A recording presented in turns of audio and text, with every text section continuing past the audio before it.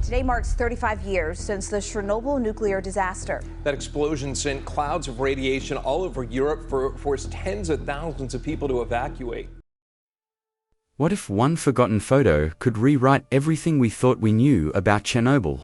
Not a blurry black and white snapshot like the ones we've seen 1,000 times, but a roll of film hidden for 40 years. Developed in perfect clarity. The kind of clarity that shouldn't have been possible in 1986. Experts were stunned. Survivors were shaken. And what they discovered when they zoomed in left everyone speechless. Stay with me, because this isn't just another story about the meltdown. This is a trip into a frozen moment in time, and what's buried inside these photos may be more unsettling than the disaster itself. On the outskirts of Kyiv, in a forgotten storage room layered in dust, a small metal tin waited to be found. The place smelled like damp concrete, like paper that hadn't been touched in decades. Most of what was inside was ordinary: a broken wristwatch, a faded worker's badge, scraps of handwritten maintenance notes. Relics of everyday life, left behind in a hurry. But under the mess was something different.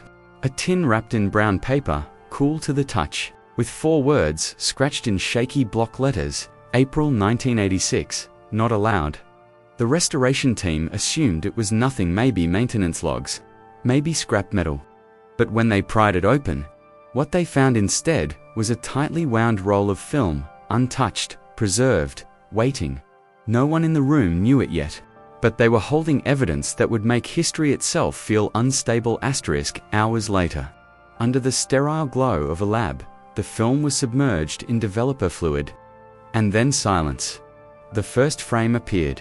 At first glance, it looked impossible. Reactor 4, in its first moments of chaos, burning with colors no Soviet camera could have captured. The fire glowed red-orange. The metal beams shone silver blue. Dust drifted in pale white like snow. It wasn't scratched, faded, or blurred. It looked modern, almost digital. Experts rushed to test it: chemical analysis, emulsion checks, radiation readings. Every result came back the same: authentic. The film was genuine, untouched since April 1986. And yet, the photo itself didn't make sense. The saturation, the sharpness, the impossible clarity in near-total darkness. It was as if the camera had skipped decades of technological evolution. Something was wrong. Or maybe something was hidden. When the scan was enlarged, new details emerged that no one was ready for. Figures appeared along the rubble. Men in uniform, but none wore protective suits. Not even the crude lead aprons issued to firemen that night. Their jackets bore no insignia, their helmets no markings. They weren't on any roster, they weren't in any records. And then, in the lower corner of the frame, a shadowed figure came into focus. Broad shoulders, full firefighter gear, every buckle and strap visible.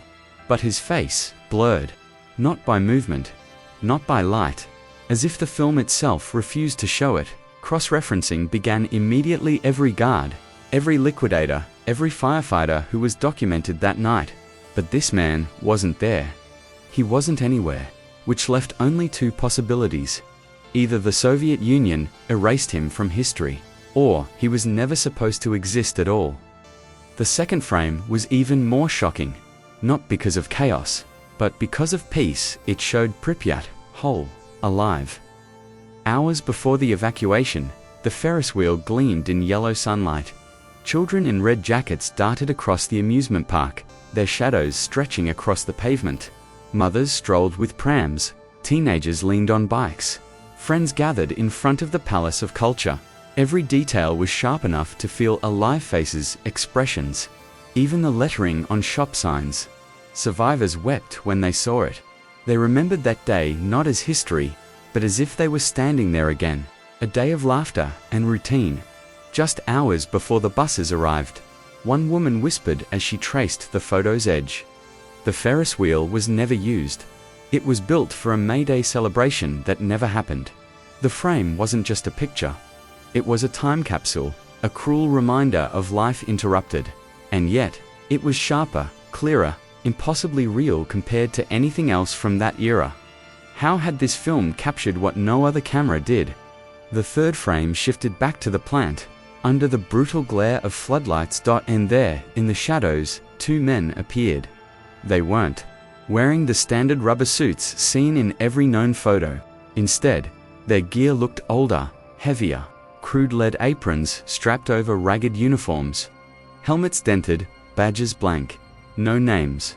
No unit numbers. Radiation experts couldn't place the equipment. It didn't exist in Soviet records. Some said it resembled early prototypes for nuclear training exercises. Others speculated it was experimental gear tested on men who were never expected to survive. If that were true, these two figures weren't just liquidators. They were ghosts, erased from the official story. And yet, here they were, frozen in an impossible frame, closer to the reactor's heart than anyone should have lived. The deeper the scans went, the stranger it became. The film's emulsion didn't just hold color, it fused with it, as if the radiation itself had burned images into its layers. Trace isotopes were discovered inside the film, proof it had been exposed directly during the meltdown. By all logic, the film should have been destroyed instantly. Instead, it held details sharper than modern digital sensors. Theories multiplied. Some whispered of secret KGB surveillance technology. Others spoke of experimental imaging systems abandoned after the disaster. But none of the science added up. For the survivors, the photos weren't a mystery of physics. They were a haunting, a way back into the worst night of their lives. Clearer than memory. And then came the detail that silenced the room. High spectrum. Scans revealed a faint mark etched into the film. A scratch, barely visible, at the bottom edge of a frame. It wasn't random. It was deliberate. A message, but it was too faint to read. Like a warning whispered across decades, refusing to be heard. The team leaned in closer, trying to decipher it, but the words wouldn't appear. Not yet. And suddenly, the discovery wasn't just about what the photos showed, but about what they were trying to tell us. Asterisk, asterisk, asterisk for historians. The film was a key to moments locked away in silence. For survivors, it was a painful mirror of everything they lost. And for scientists, it was a direct challenge to the limits of technology, physics, and human understanding. Debate raged: should the negatives be locked away in secrecy, or shared with the world as evidence of both tragedy and mystery? But whatever choice is made, the film has already changed everything. It pulled Chernobyl out of the faded black and white past and thrust it into vivid, painful color. It reminded us that the disaster wasn't just about a reactor, a number, or a statistic. It was about lives, families, children, a city that vanished overnight. And maybe, just maybe, the film isn't finished revealing its secrets. Because if one forgotten role can rewrite history, what else is still waiting in the dark? What if a single forgotten photo could change everything we thought we knew about Chernobyl? One roll of film that was hidden for 40 years has been found. It is clear, bright, and difficult to use. Experts are shocked, survivors are scared, and it feels like history has been changed. This isn't just another story about the accident. It's a trip into a moment that has been frozen in time. Stay with us, because what we discovered when we zoomed in will leave you speechless. The forgotten roll of film. The box was hidden in a forgotten storage room on the outskirts of Kyiv. It was small enough to fit under an arm. It smelt like wet concrete and old paper that hadn't been touched in decades. That was back when Chernobyl was just another Soviet power plant. No one had opened this place since then. There were normal things in the box, like a broken wristwatch, a faded worker's badge, and a stack of maintenance notes written in Russian. These are the kinds of things that people leave behind when they leave the house and never come back. But there was something else under all the mess, wrapped in thin brown paper. A small metal tin that felt cool to the touch and had one word written on the side in shaky block caps. April 1986, not allowed. The restoration team thought it might be just another stack of old plans or maintenance logs. There wasn't much weight to the box, but it felt like something important had been waiting to be found. They slowly opened it, being careful not to damage what had been inside for almost 40 years. It came out with a roll of film that was still tight and whole, holding on to what it had seen that night when everything changed.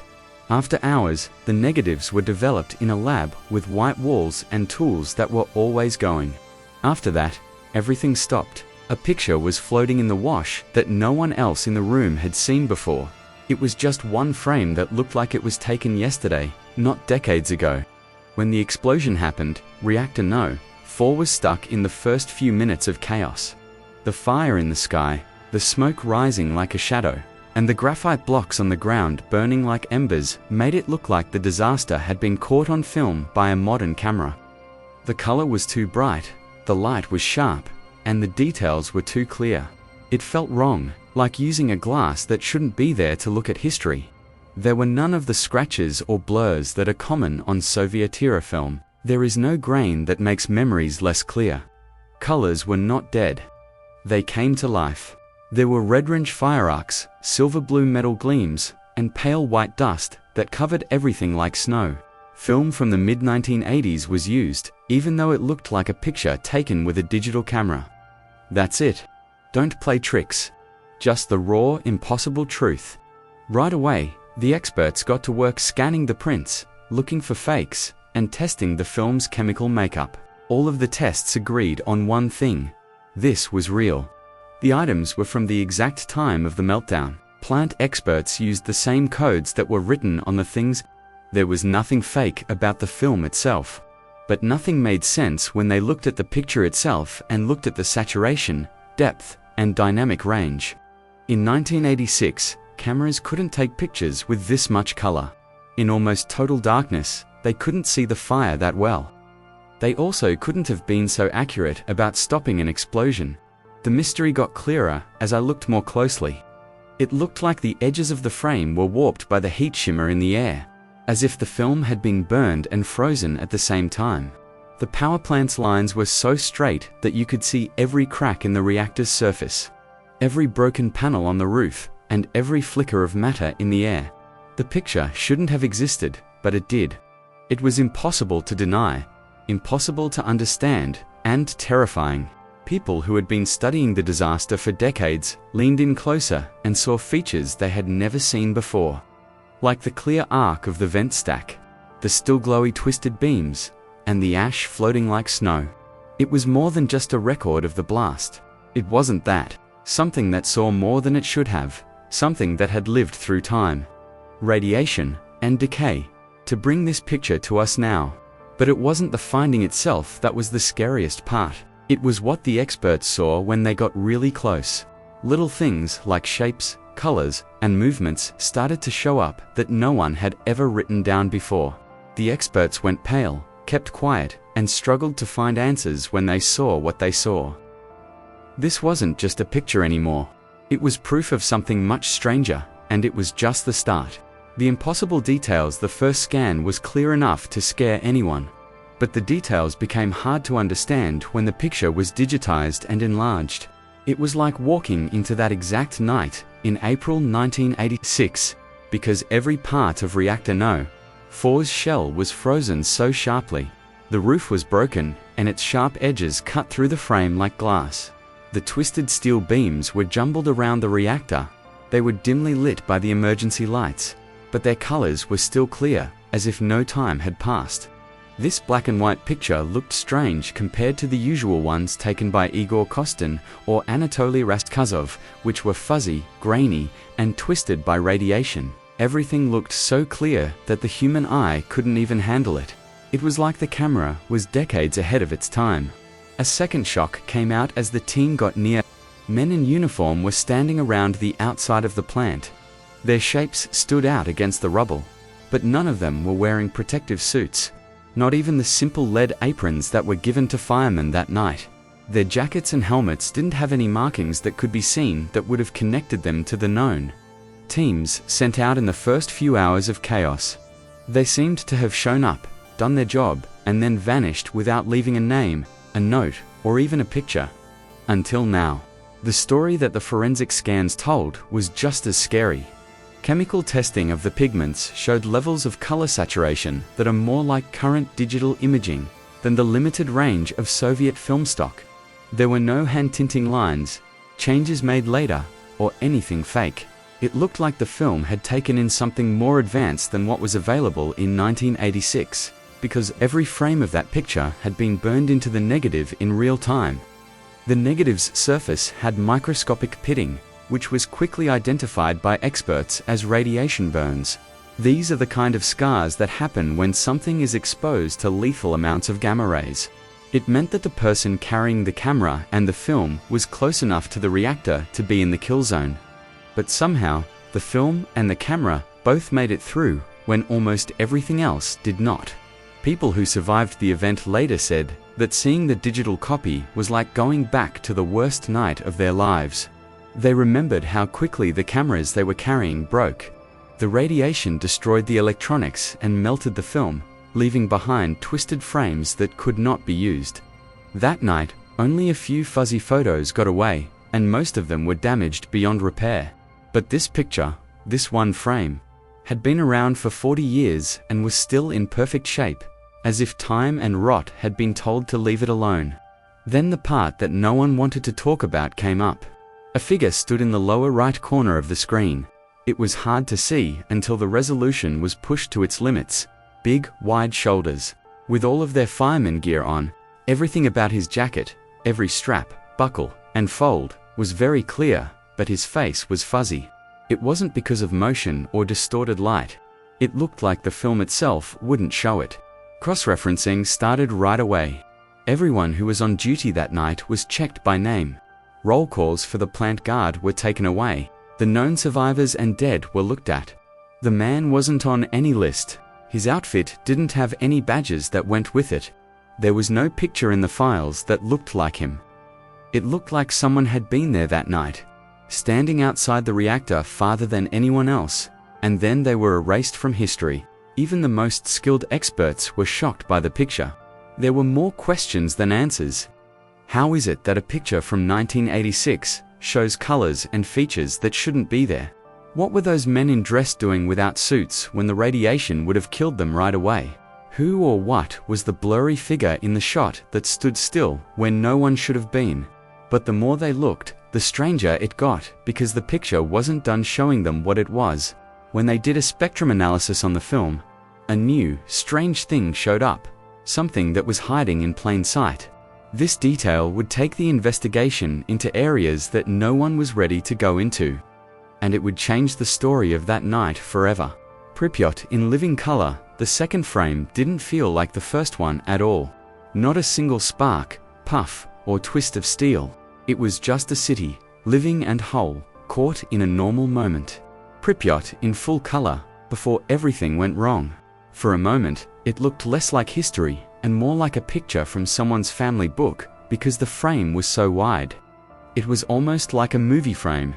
The Ferris wheel stood tall above the amusement park. In the late afternoon sun, the bright yellow spokes of the wheel sparkled.